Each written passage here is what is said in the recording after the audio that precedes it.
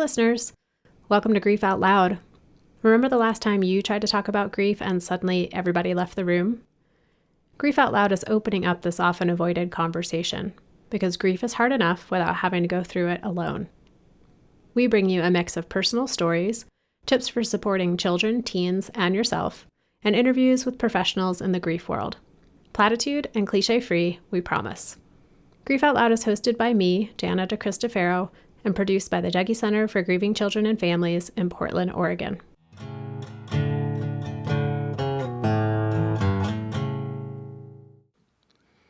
Hey listeners, before we get to today's interview, I want to tell you about an exciting development. Grief Out Loud recently partnered with BetterHelp. Have you heard of them? They provide online counseling and support with licensed counselors via video, phone call, real-time chat, and messaging.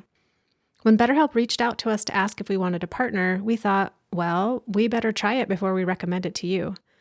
So a few weeks ago, I signed up and got connected to a local counselor. It's been great. You know how when you try to find a counselor, especially in the before times, it took a lot of work? When you do finally connect with someone, you might have had to trek across town or even to a different town, navigating traffic and scheduling. With BetterHelp, I got connected in just a few days. The scheduling was super easy, and the commute just required me to walk across my house to a different room. If you're needing support and counseling, give BetterHelp a try. You can sign up using our specific Grief Out Loud link. It's betterhelp.com/grief, and you'll get 10% off your first month. So once again, it's betterhelp.com/grief. Okay, here's today's interview. How many of you have found yourself wanting to find a reason why your person died? Not the actual physical cause of death, but the more metaphysical, existential reason. Like, why did this happen to them? Why did this happen to me? What is the point of all this pain and loss? That's a question that Beth French wrestled with after her mother Susan died of cancer when Beth was in her early 20s. In the middle of wrestling with the "why did this happen to me" question, Beth wrote a blog post. It was just after the second Christmas holiday without her mom. The blog post, Black Holes and Big Dreams, got a lot of traction, and other young adults dealing with grief reached out to say thank you. Thank you for getting it and for articulating what this grief feels like for me. From that blog post, Beth went on to start Let's Talk About Loss in December of 2016, about a year and a half after her mother died. Let's Talk About Loss started as a series of meetups, a chance for young adults ages 18 to 35 in the UK to get together and connect in a less formal way than a traditional support group. From those early meetups, Let's Talk About Loss has expanded across the UK. Now, in the time of the COVID-19 pandemic, those in-person meetups are on hold, but that hasn't stopped Let's Talk About Loss. Beth and the rest of her team are offering online opportunities to connect, including workshops on things like creative writing, a pen pal program called Share My Grief, which is available to anyone across the globe, and grief playlists on Spotify. One thing to note, I made a mistake. When Beth and I started our interview, I said she was our first international guest, and I was totally wrong. We've had 2 guests from Canada, Rachel Ricketts and Elisa Fornere. So big apologies to our Canadian listeners. Beth, thank you so much for being part of Grief Out Loud today. You are officially our first international guest on the show, so I'm so glad you're here. That is so exciting, but I'm sad that I didn't get a trip to the US out of this podcast opportunity. And sadly, I am still in Bristol in England, wishing that I could have got free flights. Well, possibly in the before times prior to COVID-19, that might have been a better opportunity than it is right now. So I wanted to start talking about your mom, Susan, who died when you were 20, and that's just about 5 years ago now. When you think of your mother, what do you picture and what do you remember? My mum was such a joyful, loving woman. I was really lucky in that I had a really blissful, idyllic childhood. And I think she was just so full of love. And so when I picture her, it's with her arms open, going in for a hug. That her children were, like everything to her. So me, my sister, and my brother were just like her proudest achievements, and she would just always be gushing about us. And she was very selfless in that she would always put us first and be sort of elevating us and talking about us. And I think that's what I just miss the most. I mean, I miss her hugs right now. I miss hugs from everyone. um, but I just miss her hugs, and I miss that, just that overwhelming sense, you know, that I was so loved. She was amazing. And your mom died of cancer. And in that process, what kinds of conversations, if any, I'm just thinking of your mom like putting everybody else first and what it was like for her to be going through a process of her body starting to fail and wondering like how did she talk with you about that process? Yeah, that's a really interesting question, because I try and remember when I'm grieving that, you know, my mum wasn't perfect. And sometimes I think when you're grieving someone, you can almost like forget all the bad things they did. So actually, one thing that frustrated me a lot, um, after mum died, was that she hadn't really talked about it in the way that I wanted to talk about it with us. So mum was a very private person, very family orientated. And so when she was first diagnosed, was just a week before I started university. So I was just about 18 years old. I was just going off to uni, and she just wanted me, I think, to not be worrying about her and to have a really normal experience of university. So she hid quite a lot of the extent of her diagnosis with me.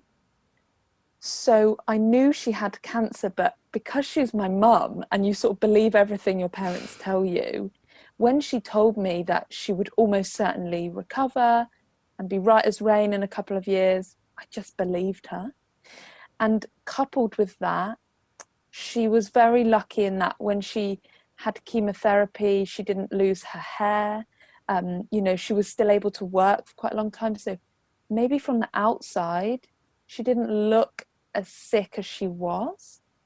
And then, you know, even up to the very, very end, she just wanted to protect us. And she just never allowed us to have those conversations. She was stubbornly saying, you know, no, we don't need to talk about that. I'm going to be fine. I'm going to get better. You know, even a couple of days before she died, the vicar came round to talk about what she might want for a funeral. And she just sent him packing. She was like, no, I don't want to talk about this. Off you go. That frustrated me because I wanted to have those conversations about what it would be like without her. And, you know, I was only 20, so I was like I was a young woman. I wasn't a child, but I didn't feel fully like an adult. So I wanted to have those conversations with her about my wedding or my children, or, you know, things that would happen in the future that she wouldn't be around for. And she just didn't want those at all. But then also part of me thinks that actually it was amazing how she dealt with it, how strong she was. And actually, she must have just been terrified and didn't want to burden her children, you know, with any of that fear. So then I think, well, you know, that's just how she had to deal with it. So I have to sort of put up with that, you know, and make peace with it. Yeah, that dissonance that exists between recognizing that sometimes how people die is really reflective of how they lived, which it sounds like from just knowing a little bit of your mom talking to you right now, she lived from a place of protecting her children, being really focused on other people. And then yeah, and then also like, but I also, as the child who's being protected, it sounds like it wasn't even as much that you wanted to talk about her death. You wanted to talk about your life moving forward without her and get input from her of what she thought about those different events that were going to occur for you over time. Yeah, absolutely. And just I've now got married, and so I've had my wedding day without her. And I just, you know, I just would have loved to say to her, what's it like, your wedding day? What's it like when you wake up on the morning and you're about to get married? Little things like that. But then I wonder if actually maybe I'm only remembering those sort of questions in hindsight, you know? Maybe at the time they would have been too painful for me as well. And so often we can't forecast really what we're going to want to know 5 years from now or 10 years from now when we're living in the moment of what's right in front of us. And you mentioned earlier being like not quite an adult, but not quite a teen, that like in between place that so many people exist for a varying amount of years. And, as young adulthood, whatever that really means. I'm curious your sense, and I know you've talked to a lot of other people in that same age range who have had parents and siblings die. What stands out as unique of grieving in your early 20s versus maybe later in your life or earlier as a child? Yeah, I mean, I always caveat this with I can only know my own grief really well, So my experience of losing my mum when I was 20 is actually completely different, even to another young woman who was bereaved of her mother.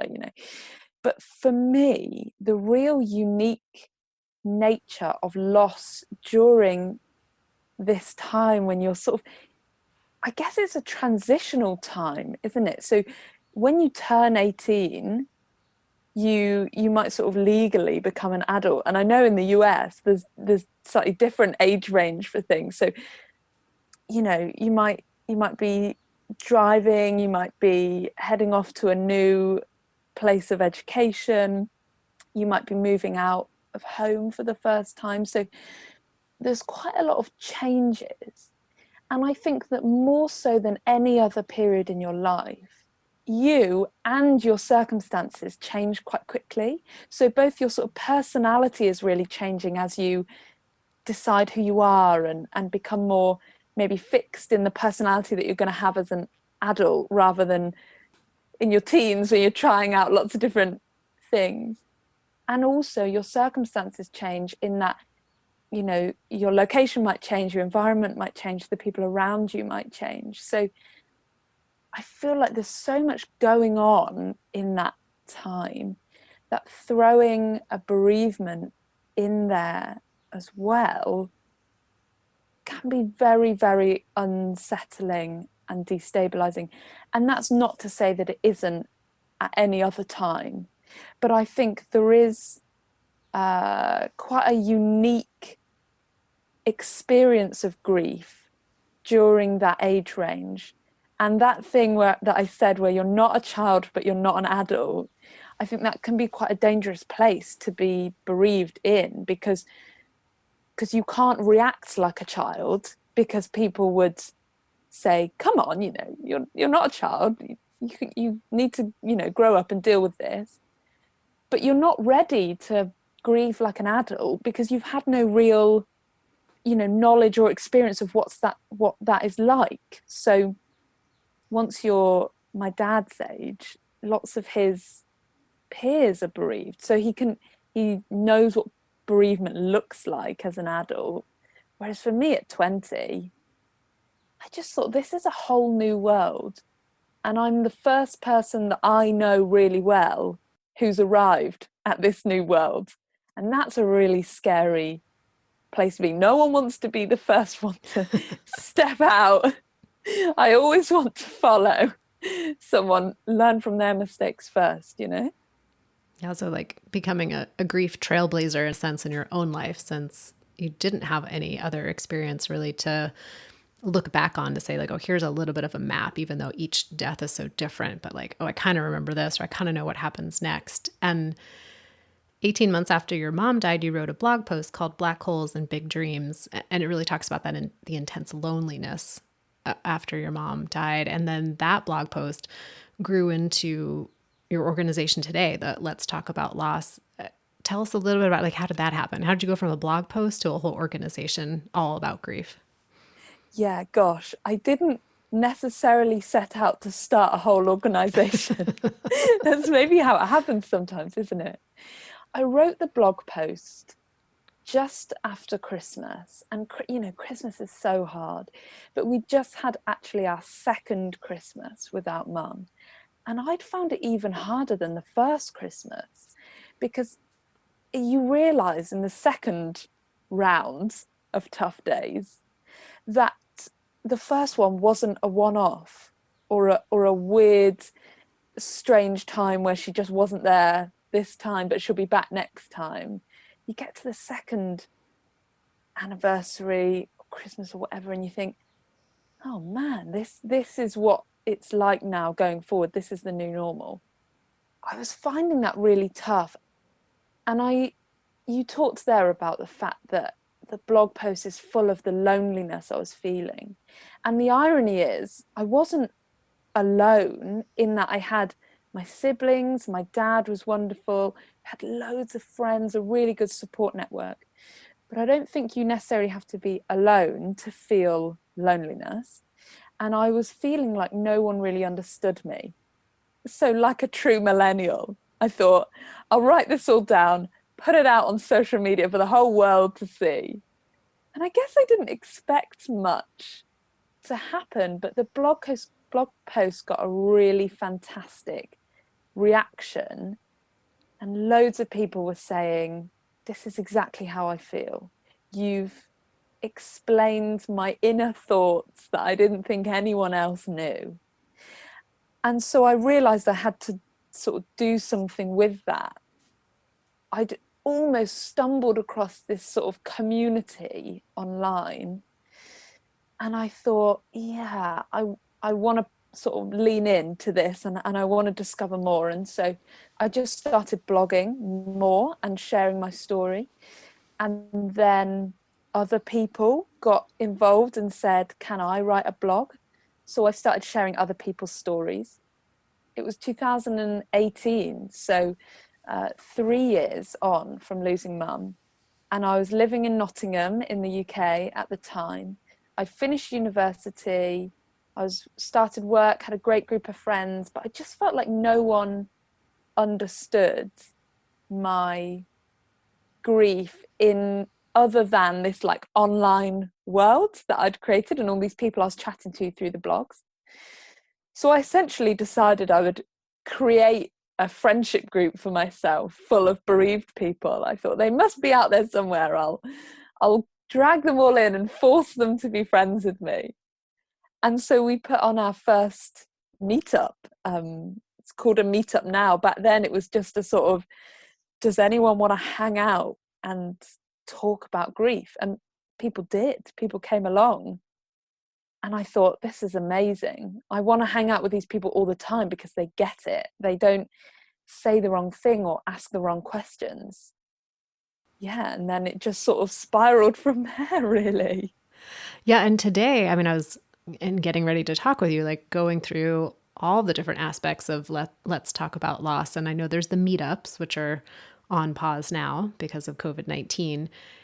But there's so much other stuff, so many other projects that you all are doing. I was having a hard time even finding my way through. So I was wondering if you could talk with us a little, like what are some of the other projects, and what did the meetups grow into prior to the pandemic shutdown? Yeah. So the meetups is the primary work that we do. We have 22 meetup groups in the UK. And essentially they're just, I mean, from the outside, you'd maybe think it was just a group of friends hanging out. That's the aim. That it's peer support. So they're led by young people who are bereaved themselves. Young people aged 18 to 35 can come along to those meetups. So really that transitional period that we spoke about. And it's just a space to talk about loss, but also talk about other things, and just make friends. So people have moved to a new city and found the Let's Talk About Loss group really helpful because it's just a way of meeting new people, And that's a real positive thing for me, because I guess when I thought about the support that was already on offer for me that I could find, a lot of it was what I would think of as quite a traditional support group, where there was like hard chairs sat in a circle, In a and you basement. had, yeah, yeah, dark, dingy room, and you had to say who you'd lost, and people might cry. And for me, that just didn't feel appropriate and what I needed at that moment. And I know that works for some people, but it didn't for me. So the idea of Let's Talk About Loss is that it's a fun place to be. It's a safe space, but it's fun, and you can enjoy, you can laugh and smile and do things that bereaved people, in quotation marks, might not be expected to do. And then from the meetups, really just grew all these other projects, as you mentioned. One that I'm particularly proud of is a project called Share My Grief. It's essentially a pen pal scheme, so anyone across the world can join in, and we've already got some international pen pals, which is amazing. And it was born out of an idea from Kate, a girl who comes along to our group in Cardiff in Wales, and she lost her brother, and she said, I just want to write to someone. I don't even want to meet them. I just want to write to someone who gets it. And this romantic idea of writing letters to someone who you really connect with, it doesn't always have to be sort of romance in terms of like, a long lost lover, but actually just writing to someone. And for me, that encapsulated everything about Let's Talk About Loss, because we are so passionate about young people talking about their loss, but actually not everyone is ready to talk. Or, for some people, walking into a restaurant or a cafe and joining a meetup and having to sort of talk with basically strangers is really scary. So the pen pal scheme is a really good option, or first step, I guess, for people who want to start processing their grief and start sharing it, but maybe a bit more, of a private way. Only that pen pal, can see what you're sharing with them, whether you're writing or emailing or texting or whatever. And so for our listeners who are primarily in the US, although we do have listeners all around the world, you mentioned that the Share My Grief, that's something they could participate in. They could go on the website and they could get connected with someone that they can write letters and postcards to, focused on grief. Absolutely. And I actually love the idea of that being global, because there are lots of differences, between the UK and the US, or, all countries across the world. But grief is so universal. Like now, when we're all experiencing this pandemic, and all the countries are experiencing it differently, but we all know the pain of what the pandemic has meant for our sort of daily lives. And I think it's the same with grief. Everyone's grief is so unique, but it's amazing to connect with someone who's maybe in distance terms quite far away, but can understand something so fundamental to who you are as a person. Yeah, I go back to that a lot in our in-person peer support groups, which right now are Zoom meetings. So no more uncomfortable chairs. People can sit wherever they want in our groups. And I think specifically about the groups for the 18, we run groups from 18 to 26 and then 26 to 40. So we've really kind of expanded that young adult range. And I think about the idea of connection and perspective. And it seems like throughout the time together of talking, people really bounce back and forth between like, we all get it, here's how we connect, and we're all so different, and here's our perspective. And I've been thinking about that a lot in terms of how grief is universal, but it's not equitable, and that there are communities of color that are disproportionately affected by the deaths of people in their life at earlier ages.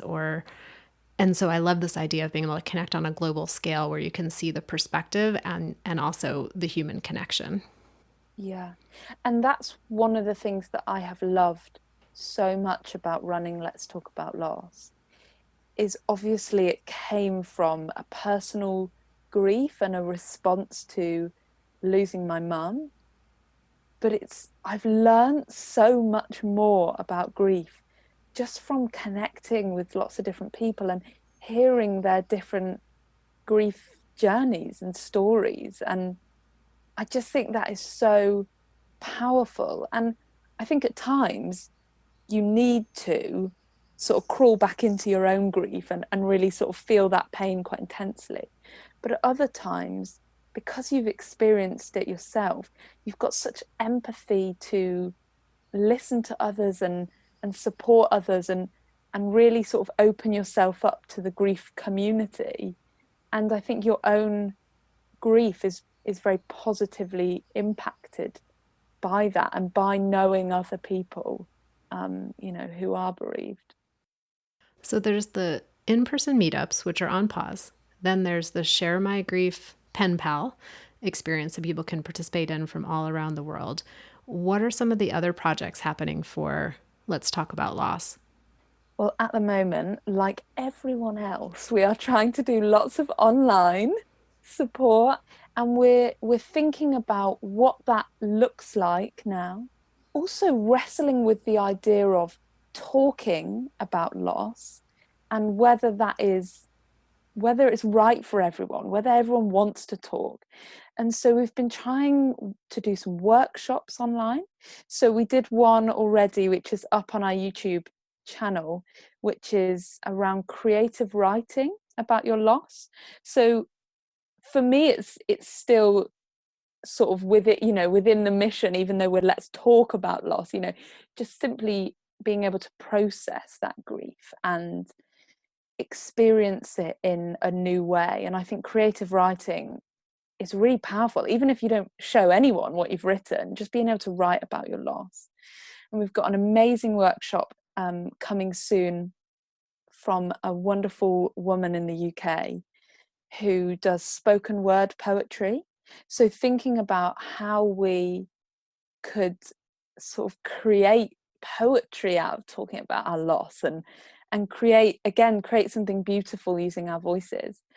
And we've got lots of stuff going on. Just next week we've got a workshop with a calligrapher, so just learning to write beautifully.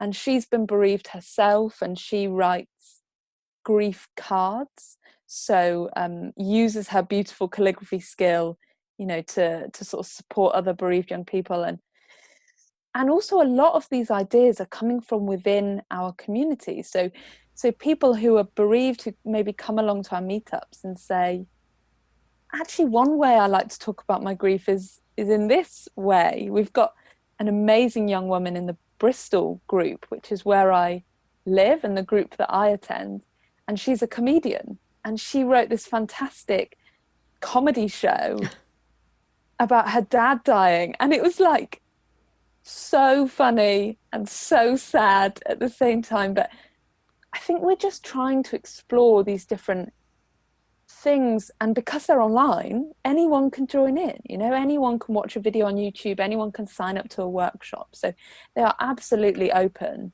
to listeners in the US or anywhere in the world.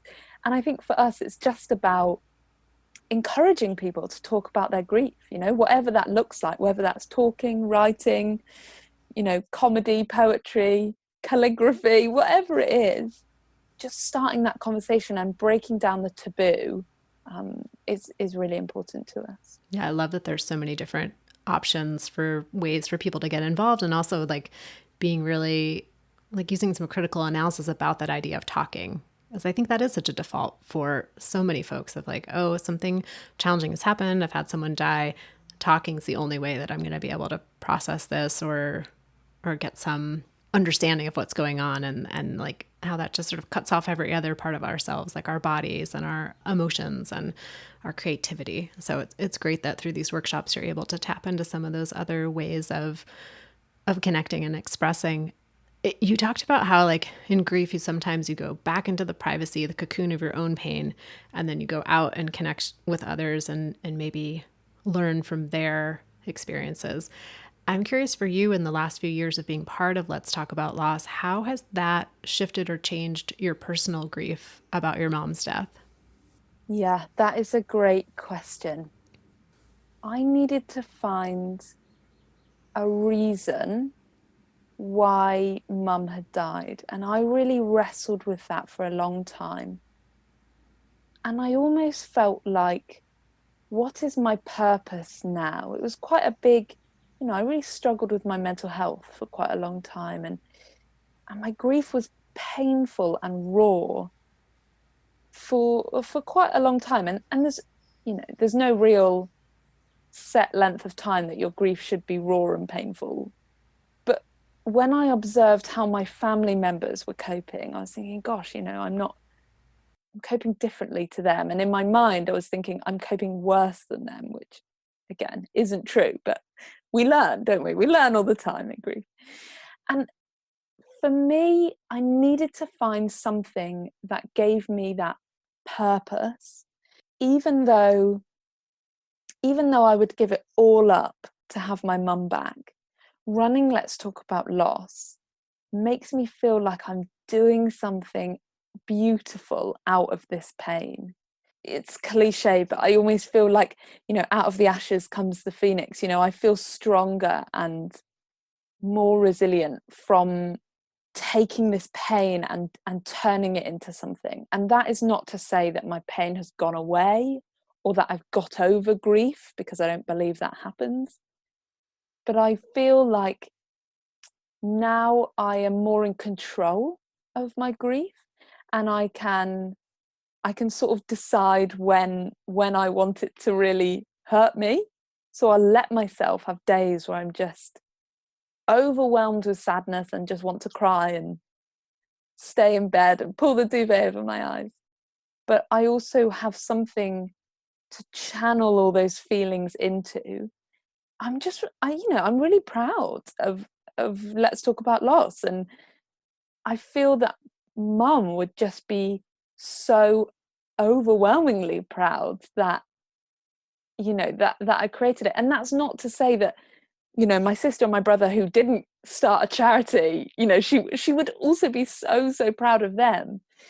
I felt like I was stumbling around in the dark for a long time, and I needed to find the light switch essentially and turn it on and be like, right, this is what I'm going to do about this. This is how I can control it.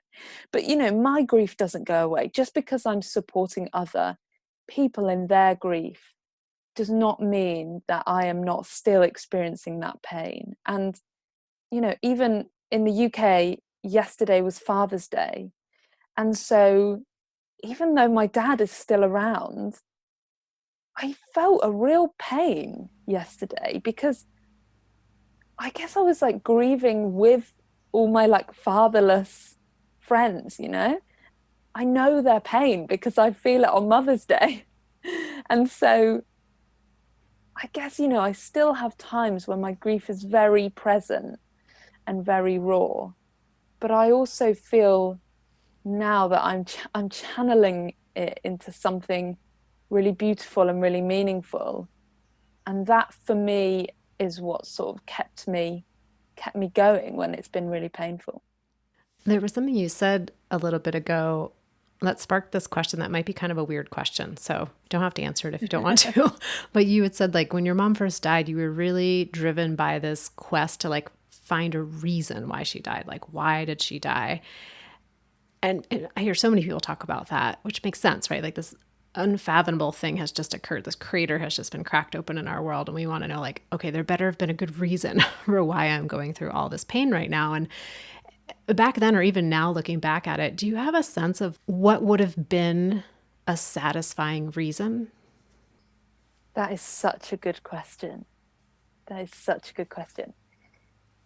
I don't think I would ever have found a reason that satisfied me fully.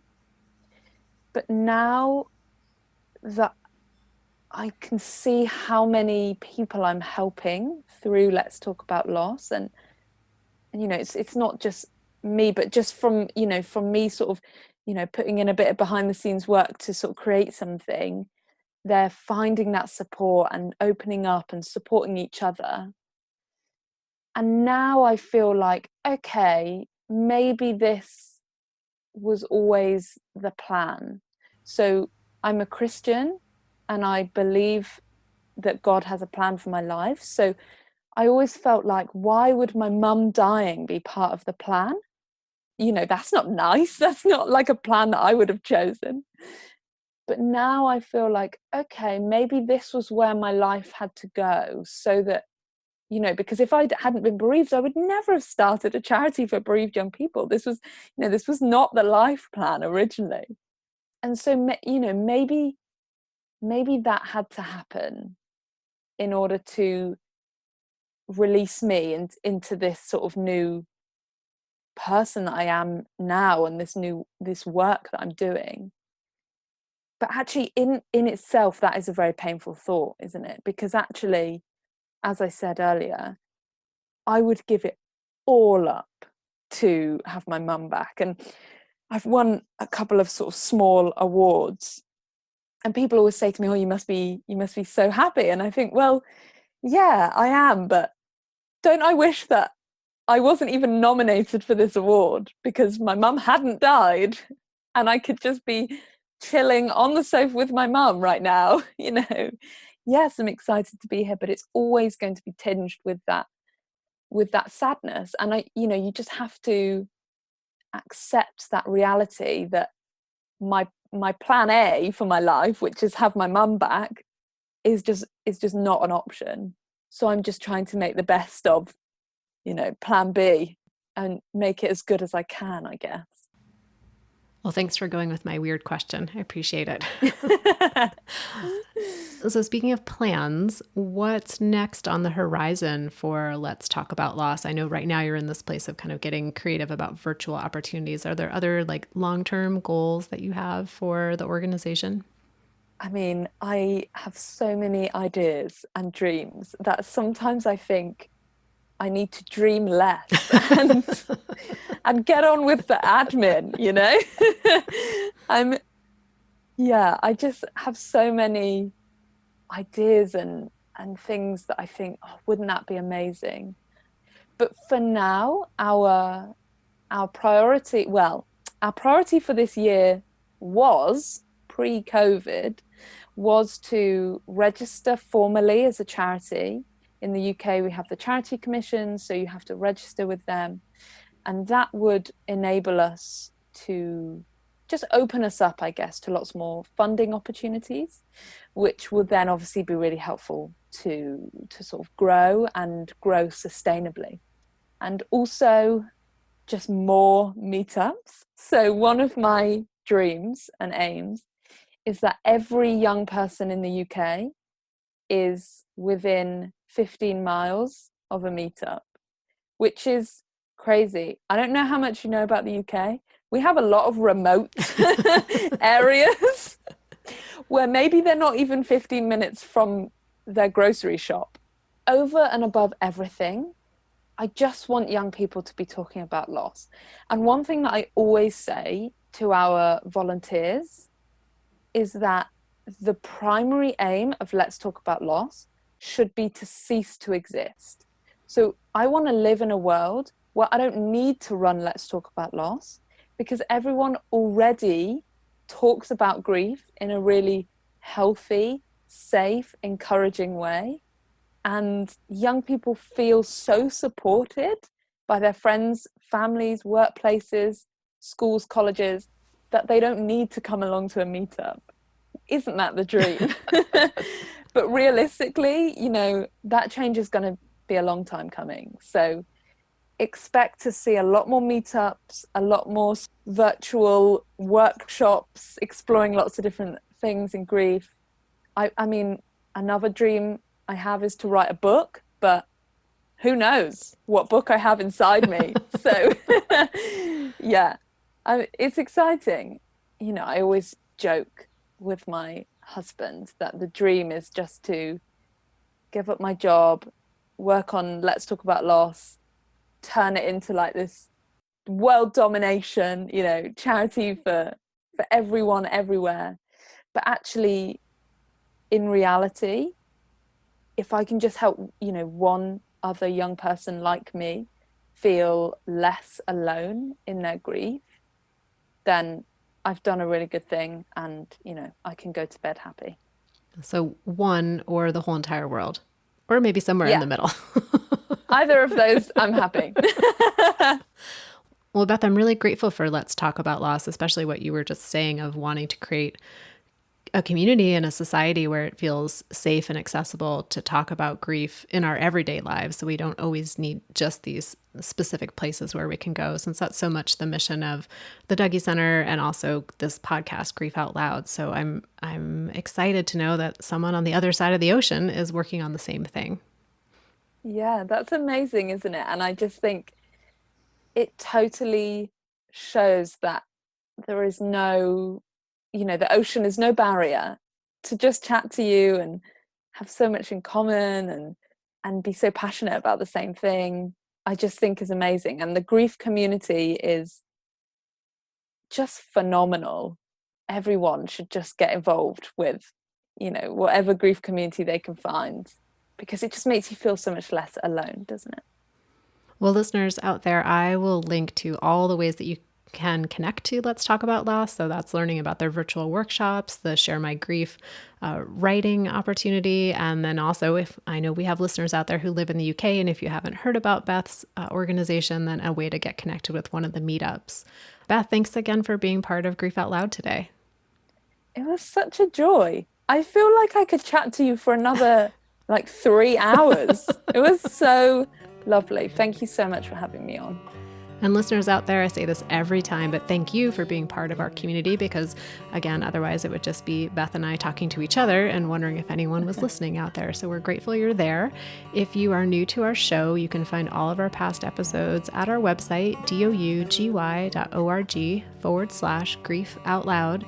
And if you want to connect with me, tell me what the show means to you, if there's an episode that's really been meaningful for you, or if there's someone you want me to connect with in terms of a potential episode, you can email me at griefoutloud@dougy.org. So thanks again for listening, and we hope you'll join us again next time.